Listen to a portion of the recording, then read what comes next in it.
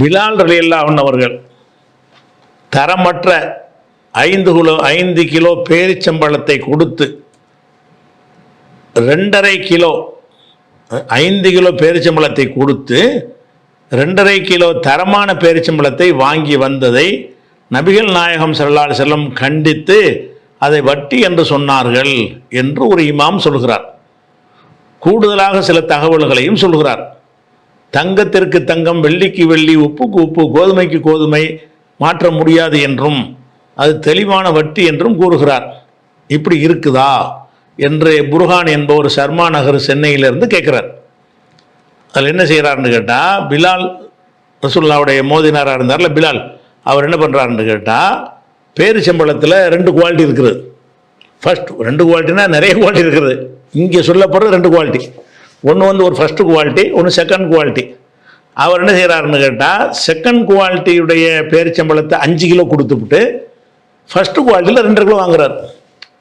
கொடுத்தது ரெண்டாம் தரத்தில் உள்ள பேரிச்சம்பழம் 5 கிலோ வாங்கினது. இந்த 5 கிலோ வச்சுக்க, நீ 2.5 கிலோ கொடு. அந்த 2.5 கிலோ வாங்கினதுன்ற தரமானது, தரமான பேரிச்சம்பழம் பாதி வாங்குறார். 5க்கு 2 வாங்குறார். இப்படி வாங்கினவங்க ரசூல்லாட்ட வந்தவன என்ன செய்கிறாங்கன்னா, இதை கண்டிக்கிறாங்க ரசூல்லா. இது வட்டின்னு சொன்னாங்கன்னு ஒரு இமாம் சொல்கிறார். அப்போ வந்து தரமானதுக்கு தரமற்றதுக்கும் 2 சமமாக உலகத்தில் ஆகுமா? தரமான பேரிச்சம்பழமும் தரமற்ற பேரிச்சம்பழமும் சமமாக உள்ளதா? வித்தியாசம் இருக்குத்தானே செய்யும். 5க்கு 2ங்கிற கரெக்டு தானே, அப்படி தானே வரும். 5 கிலோ தரமான பேரிச்சம்பழத்தை கொடுத்துட்டு தரமில்லாத 2.5 கிலோ வேணாச்சும் வாங்குவானா? இவனை அவனை மறுத்துவான்ல சமமா, அதனுடைய மதிப்புக்கு ஏற்றபடி இருந்தால் தானே ஒருத்தன் வாங்குவான் அப்படி. ஆனால் அப்படி ஹதீஸில் வருதுன்னு கேட்குறாரு. அதே மாதிரி உப்புக்கு உப்பு, தங்கத்துக்கு கோதுமை வாங்கினாலே அது என்ன செய்யக்கூடாது, வாங்கக்கூடாது. கோதுமையை கொடுத்துட்டு கோதுமை வாங்கக்கூடாது.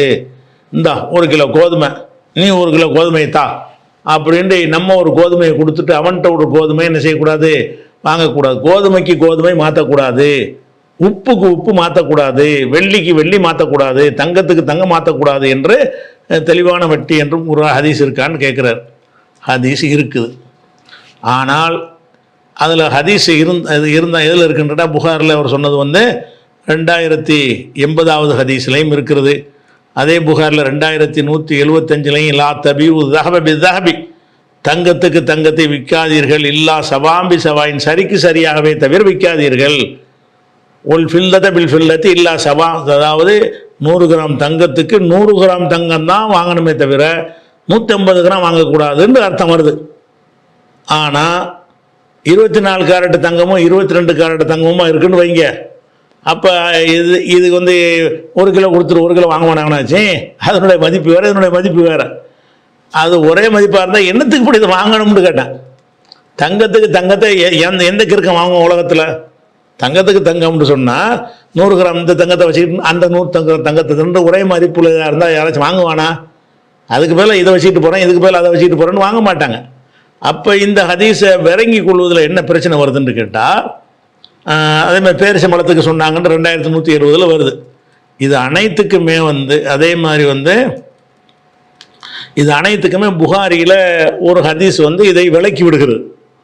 என்ன விளக்கிறதுனா, புகாரில் 2178, 2179 இந்த 2 ஹதீஸில் 2 நம்பர் போட்டிருப்பாங்க. ஒரு ஹதீஸுக்கு தான் 2 நம்பர் போட்டிருக்கிறாங்க. அதில் அந்த ஹதீஸில் என்ன வருதுன்னு கேட்டால்,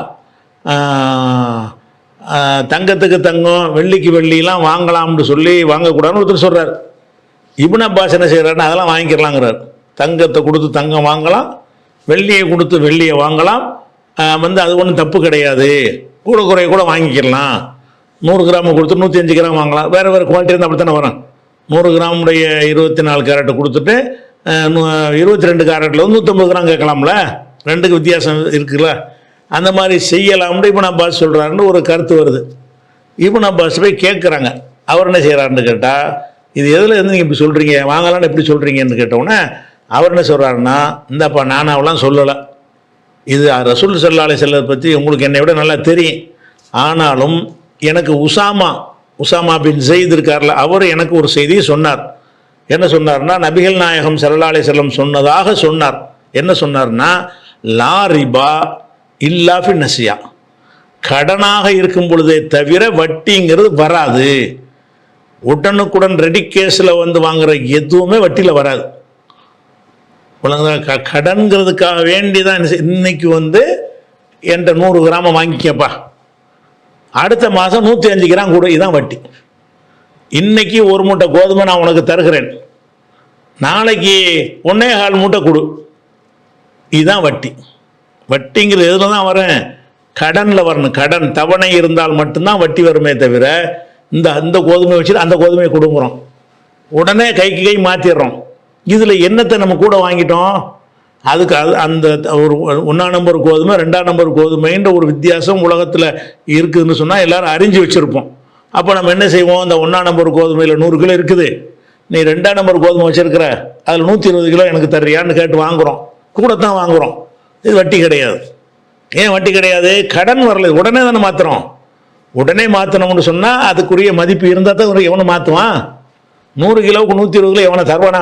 முதல்ல நான் கொடுக்குற 100 கிலோ கொடுக்குறேன், அவன் என்னத்துக்கு எனக்கு 120 கிலோ தரான்? கிறுக்கணவன் என்கிட்ட தான் இருக்கடா, என்ன ஒரு 20 கிலோ கூட தரணும்னு கேட்டால் அது வேற இது வேற, அப்போ தான் கொடுப்பான். இதனுடைய தரம் வேற, அதனுடைய தரம் வேற. நான் தருவது வந்து முதல் தரம், நீ தருவது வந்து 2ஆம் தரம். முதல் தரம் 100 கிலோ என்றால் 2ஆம் தரம் 120 கிலோ, 120, 130 ஏதோ ஒன்று வரும், கூட வரும்ல, கொஞ்சம் கூட தான் வரும். இப்படி வாங்கினால் இதில் எப்படி வட்டி வரும்? வட்டி வராதே. அப்போ அன்னைக்கே தானே வாங்கிக்கிறோம், இன்னைக்கு கொடுத்து இன்னைக்கு மாத்துறோம், இது வட்டி வராது. எதில் தான் வரேன்? லா ரிபன் இல்லாஃபின் நசியா, கடனில் தவிர வட்டிங்கிற வராது. எந்த தங்கத்துக்கு தங்கம் மாற்றக்கூடாதுன்னு வந்தாலும் அது மாதிரி வரக்கூடிய எல்லா ஹதீஸ்லையும் கடன் சேர்த்துக்கிறணும். கடனாக கொடுக்கும்போது, கடனாக மாற்றும் போது தான் தங்கத்துக்கு தங்கம் மாற்றக்கூடாது, சரிக்கு சரியாக இருக்கணும் கடனாக கொடுக்கும்போது. அப்போ கடனாக கொடுக்கும்போது கொஞ்சம் 100 கிராமுக்கு 105 கிராம் வாங்கிட்டேன்னு வைங்க, அப்போ அந்த ஒரு மாதத்துக்கு அவன்கிட்ட பொருள் இருக்குதுல்ல, அதுக்கு தான் வட்டி 5 கிராம் கேட்டு வாங்குறீங்கன்னு அர்த்தம்.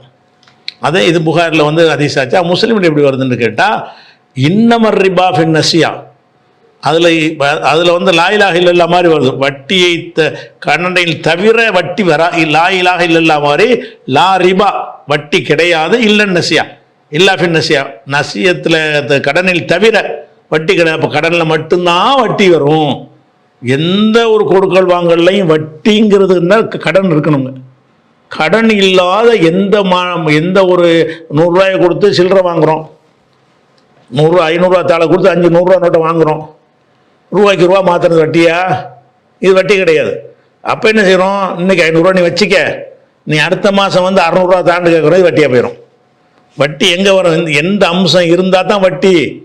இன்னைக்கு கொடுத்துட்டு நாளைக்கு வாங்கினா தான் வட்டி, இந்த மாதம் கொடுத்து அடுத்த மாதம் வாங்கினா தான் வட்டி. நம்ம பொருள் அவன்கிட்ட இருக்கும், அவன் பயன்படுத்துவதற்காக வேண்டி ஒரு ஆதாயத்தை அடைவது. வட்டியுடைய பேசிக்கே என்னன்னு கேட்டால், நம்முடைய பொருளாதாரம், நம்முடைய பொருள், நம்முடைய பணம் ஒருவன்கிட்ட இருந்து சில நாட்கள் அவன்கிட்ட இருக்குது என்ற ஒரு காரணத்திற்காக வேண்டி எனக்கு கூடுதலா தா என்று கேட்குறான் பாருங்க, அங்கே மட்டும்தான் வட்டி வருமே தவிர வேறு எதுலையும் வராது. 1 லட்சம் ரூபாய்க்கு சில்லறை கேட்குறீங்க, ஒரு 2000 ரூபாய்க்கு சில்லறை கேட்குற, 2000 ரூபா கிடையாதா? இப்போ 1000 ரூபாய்க்கு சில்லறை, 1000 ரூபாய் கிடையாதா?